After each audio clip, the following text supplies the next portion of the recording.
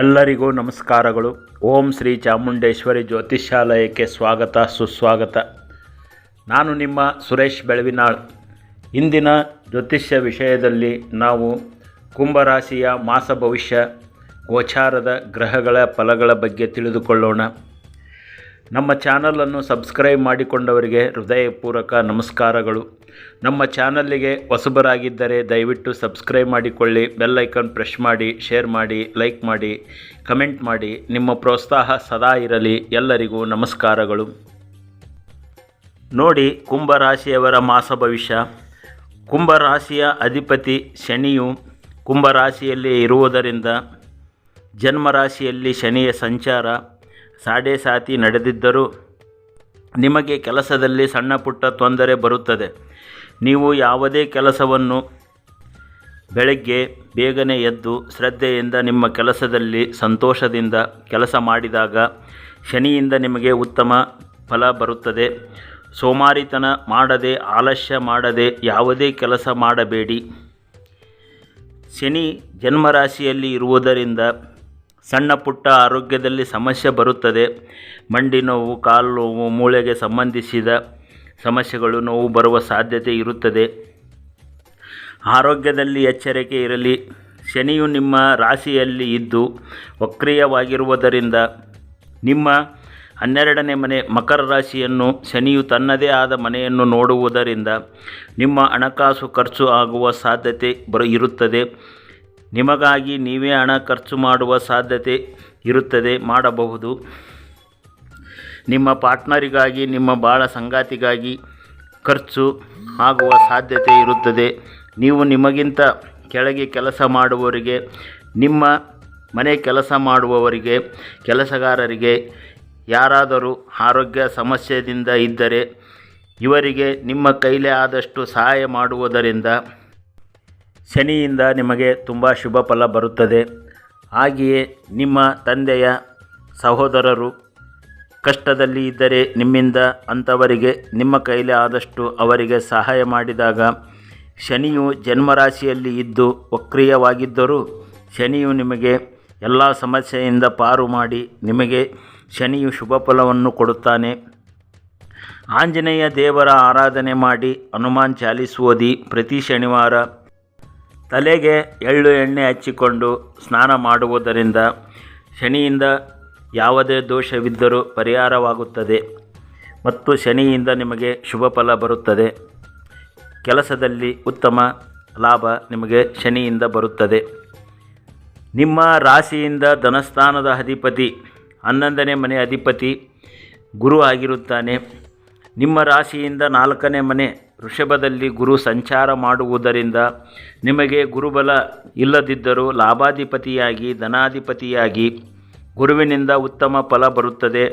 ನಿಮ್ಮ ತಾಯಿಯಿಂದ ಲಾಭ, ಮನೆಯಲ್ಲಿ ಸುಖ ಶಾಂತಿ, ಭೂಮಿಯಿಂದ ಲಾಭ, ವಾಹನ ಯೋಗ.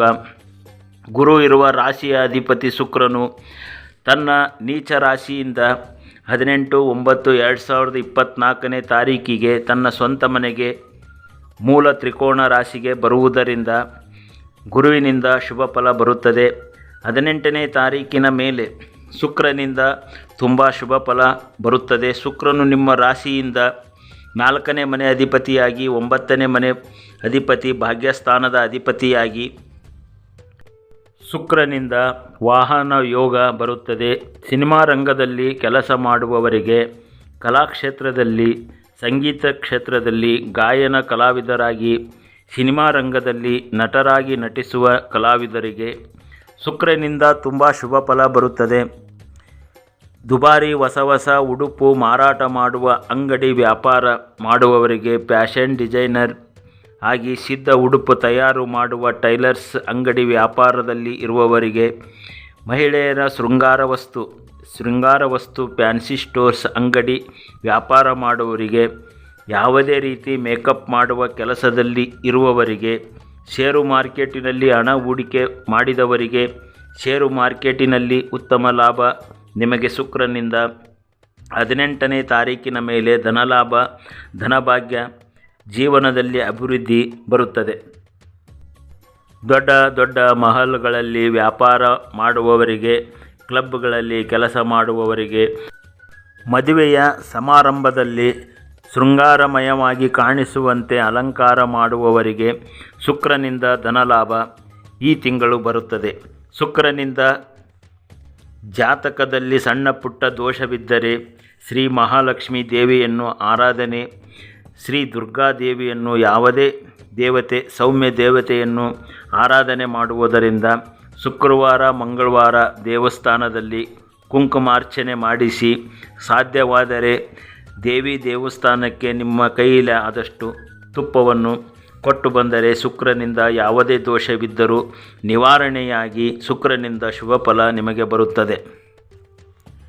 ನಿಮ್ಮ ರಾಶಿಯಿಂದ 3ನೇ ಮನೆ ಅಧಿಪತಿ 10ನೇ ಮನೆ ಅಧಿಪತಿ ಕುಜನು ನಿಮ್ಮ ರಾಶಿಯಿಂದ ಪಂಚಮ ಸ್ಥಾನದಲ್ಲಿ ಸಂಚಾರ ಮಾಡುವುದರಿಂದ ಕುಜನಿಗೆ ಅದು ಶತ್ರು ಮನೆ ಆಗಿರುವುದರಿಂದ ಮಕ್ಕಳಿಂದ ನಿಮಗೆ ಸಣ್ಣ ಪುಟ್ಟ ಮಾತಿನಲ್ಲಿ ಕೋಪವಾಗಿ ಮಾತನಾಡುವಾಗ ಸಮಸ್ಯೆ ಬರಬಹುದು. ನೀವು ನಿಧಾನವಾಗಿ ಶಾಂತವಾಗಿ ಎಚ್ಚರಿಕೆಯಿಂದ ಮಕ್ಕಳ ಜೊತೆ ಮಾತನಾಡಿ. ಕುಜನು ನಿಮ್ಮ ಪಂಚಮ ಸ್ಥಾನದಲ್ಲಿ ಇರುವುದರಿಂದ ನಿಮ್ಮ ಸ್ನೇಹಿತರ ಜೊತೆ ನಿಮ್ಮ ಮಾತು ವಿನಯವಾಗಿರಲಿ.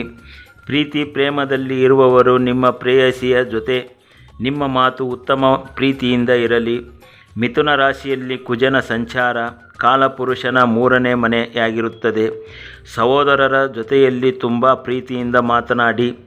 ನಿಮ್ಮ ಕಾಗದ ಪತ್ರ ದಾಖಲಾತಿಯಲ್ಲಿ ಎಚ್ಚರಿಕೆಯಿಂದ ವ್ಯವಹಾರ ಮಾಡಿ.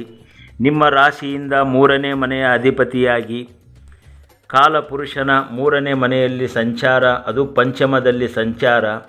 10ನೇ ಮನೆಯ ಅಧಿಪತಿಯಾಗಿ ಕೆಲಸ ಕಾರ್ಯದಲ್ಲಿ ಸಣ್ಣ ಪುಟ್ಟ ಸಮಸ್ಯೆ ಬರಬಹುದು. ಕುಜನು ಯಾರು ಕಷ್ಟದಲ್ಲಿ ಇರುತ್ತಾರೆ ಅಂಥವರಿಗೆ ತಕ್ಷಣ ಹೋಗಿ ಸಹಾಯ ಮಾಡುವಂತಹ ಗುಣ ಸ್ವಭಾವದವನು ಕುಜನು ಆಗಿರುತ್ತಾನೆ. ನೋಡಿ, ಜೀವನದಲ್ಲಿ ಯಾರು ನೊಂದು ತುಂಬ ಕಷ್ಟದಲ್ಲಿ ಕೆಳಗೆ ಬಿದ್ದವರಿಗೆ ನೀವು ಮೇಲೆ ಎತ್ತುವ ಕೆಲಸ ಮಾಡಿ. ನಿಮ್ಮ ಕೈಲೇ ಆದಷ್ಟು ಅವರಿಗೆ ಯಾವುದು ಅವಶ್ಯಕವಾಗಿರುತ್ತದೆ ಅದನ್ನು ಸಹಾಯ ಮಾಡಿ. ನಿಮ್ಮಿಂದ ಅವರು ಸಂತೋಷವಾಗಿದ್ದರೆ ಕುಜನು ನಿಮಗೆ ತುಂಬ ಶುಭ ಫಲವನ್ನು ಕೊಡುತ್ತಾನೆ. ಕುಜನಿಂದ ಜಾತಕದಲ್ಲಿ ಸಣ್ಣ ಪುಟ್ಟ ದೋಷವಿದ್ದರೆ ಸುಬ್ರಹ್ಮಣ್ಯ ದೇವರ ಆರಾಧನೆ ಮಾಡಿ. ನಿಮ್ಮ ರಕ್ತ ಸಂಬಂಧಿಕರ ಜೊತೆಯಲ್ಲಿ ಪ್ರೀತಿಯಿಂದ ಮಾತನಾಡಿ ಅವರಿಗೆ ಸಹಾಯ ಮಾಡಿ.